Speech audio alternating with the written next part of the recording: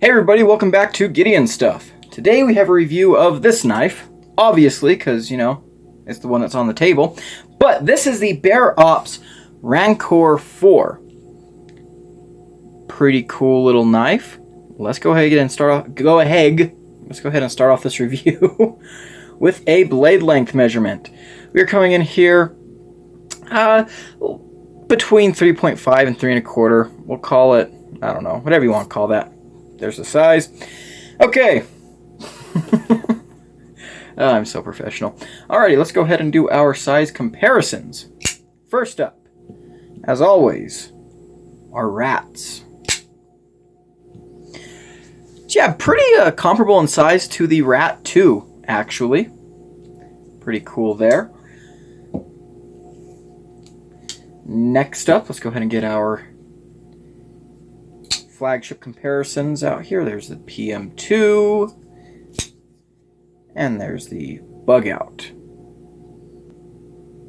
So what we can see here is it's actually pretty similar in size to the Bug Out. It's got a lot in common with the Bug Out.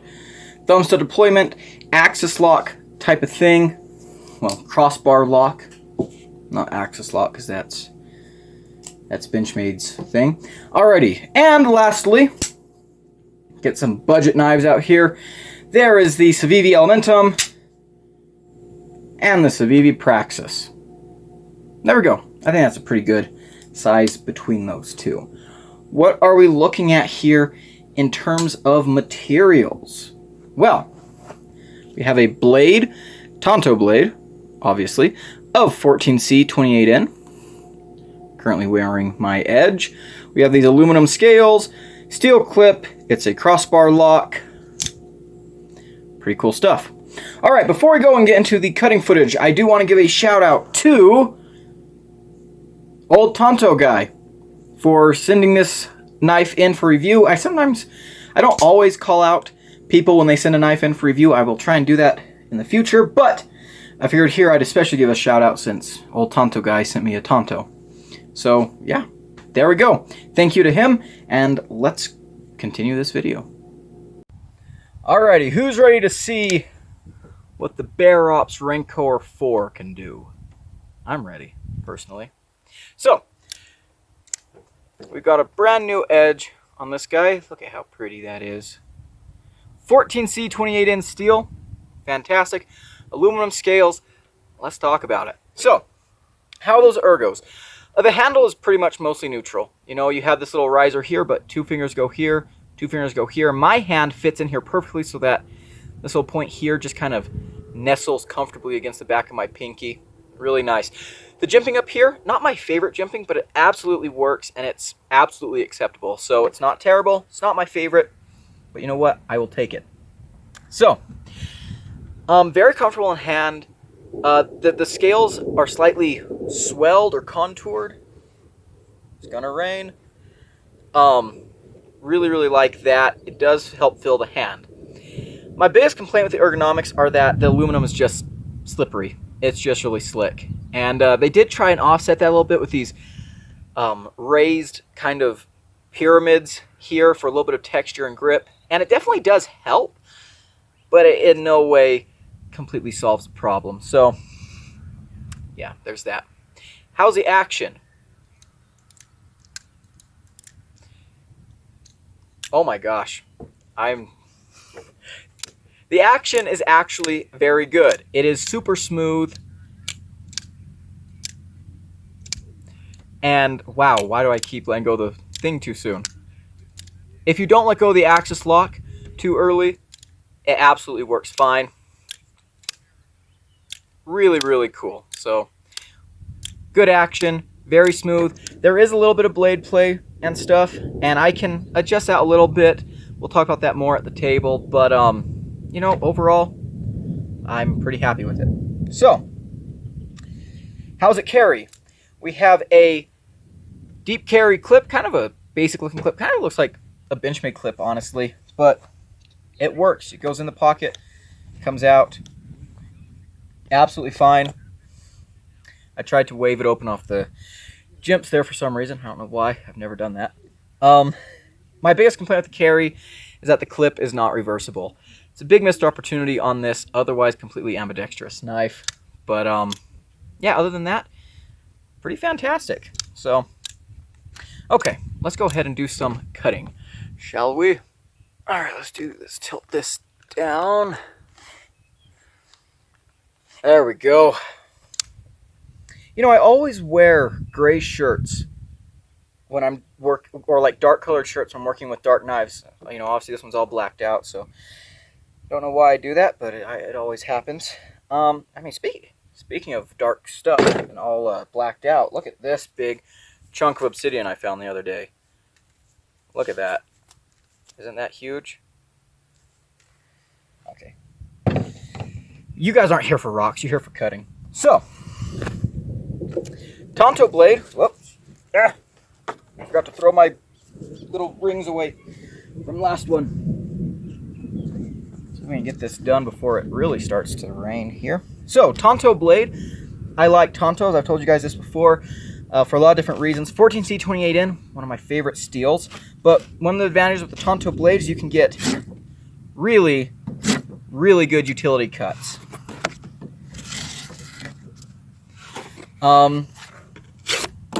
The knife itself is...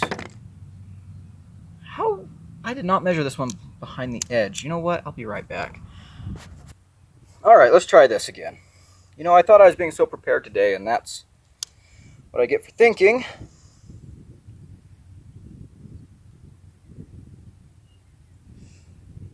So right now we're coming in about 21 thousandths. Again, I have sharpened this knife, so I laid back the edge to about 15 degrees. So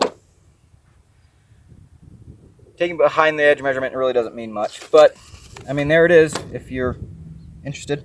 All right, let's do a rope pull. All right, pretty clean. A little bit of pressure there. I predict it'll do pretty well on this. Tontos usually do. Yeah, okay, so that last one I almost got all the way through. Second one went about halfway through. And the first one, I didn't put down a whole lot of pressure. And it cut in, it bit in, but it didn't really go through. Still, this is a very tough rope. Really, really good results on that. Okay. Let's go ahead and...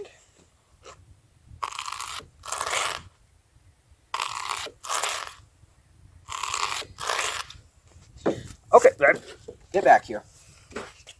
All right, so I felt just the slightest bit of the blade stock is a little bit not thick, but you can see how the grind is not a full flat grind. I did feel, I mean, I could feel the noodles moving around that, but you know, that's nothing out of the usual. In fact, we still got really, really good slices. It felt good going through there. So, all right, let's go ahead and get back to the table, shall we? Stick these in my pocket real quick. Oh my gosh, how are you going to mention that it's called the Rancor 4? Yes, I am going to mention the name of a knife in a review of said knife.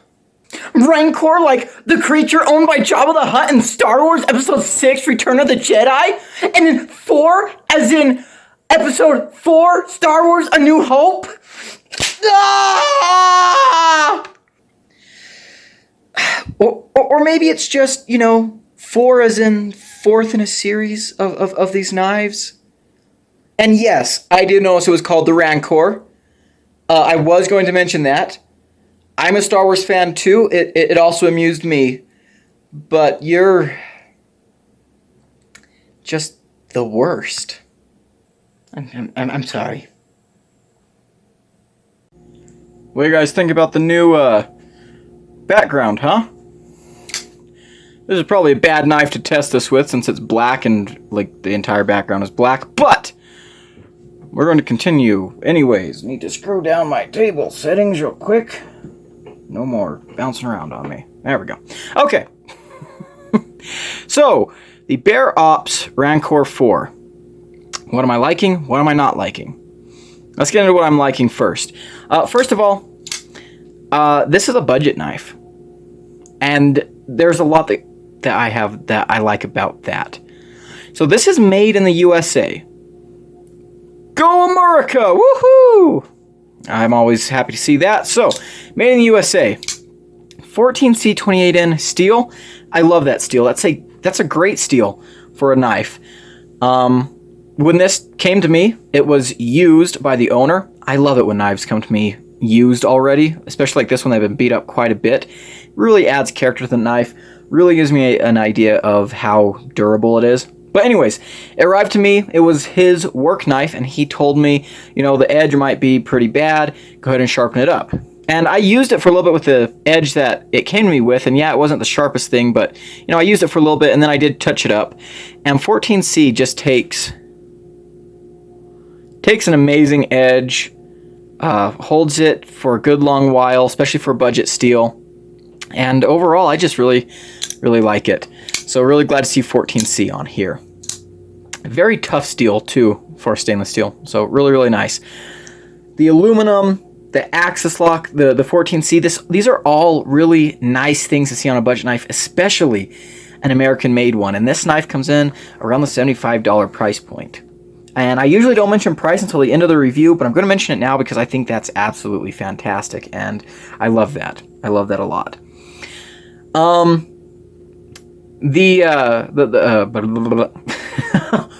Moving on. Excuse me. Next thing I like. Oh, that's what I was going to say, actually. Man, I'm all over the place. Last time I checked, I could not find these in stock anywhere as of the time of this recording, but I don't think they're discontinued, so keep looking if you're interested.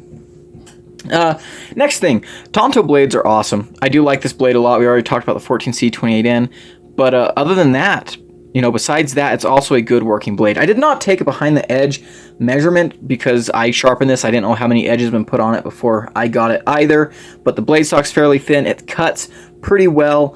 Tontos give you a lot of utility. You have that point for your utility cuts. You have kind of your chisel-y tip. Got a nice defined point here for puncturing. Got plenty of edge here for your slices and just general cutting. Really, really nice.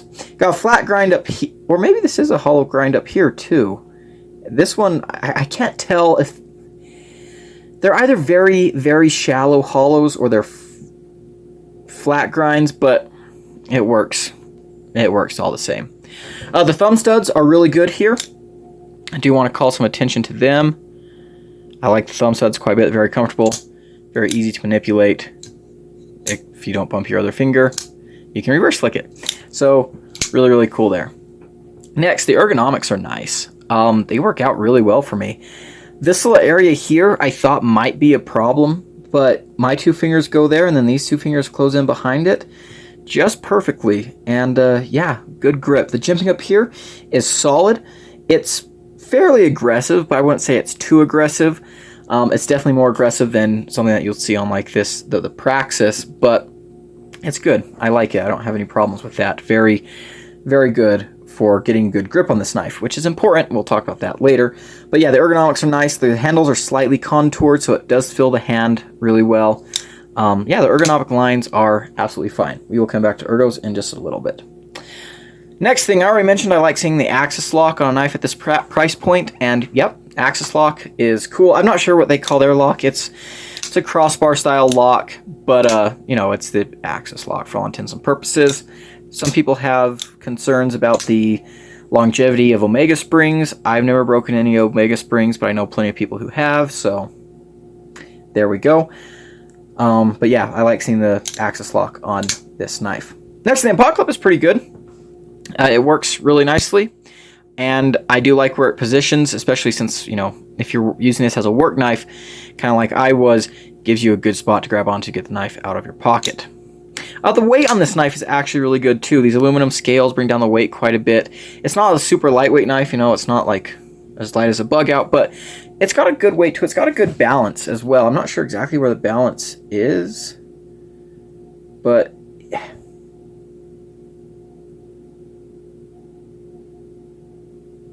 actually, I mean, come on. Balance looks like it. Yeah, it looks like it's pretty far back, but I don't know. In my hand, it feels very well balanced. So, I don't know. It's one of those things that you can't really explain, I guess. But it is pretty cool. So, that is what I like. Basically, it's very simple build, but it's simple in a good way. It works well. The blade is a good work knife. It's a budget knife made in the United States. And I feel like, you know, the ergonomics, the blade, come together to make a very usable pocket knife. What do I not like? Unfortunately, there is quite a bit of negative to go over here. So let's just start right off. So first thing I noticed is a little bit of play in the blade. This isn't unusual with crossbar lock knives, and I've managed to cinch it down to where the play is minimized and it doesn't really affect the use of the knife. However, it kind of leads into an issue that I think is much bigger, and that's the fact that the hardware on this knife just really suck. The hardware on this knife just really suck. Wow, the hardware on this knife really sucks. You know what? We gotta make sure we're using completely proper English.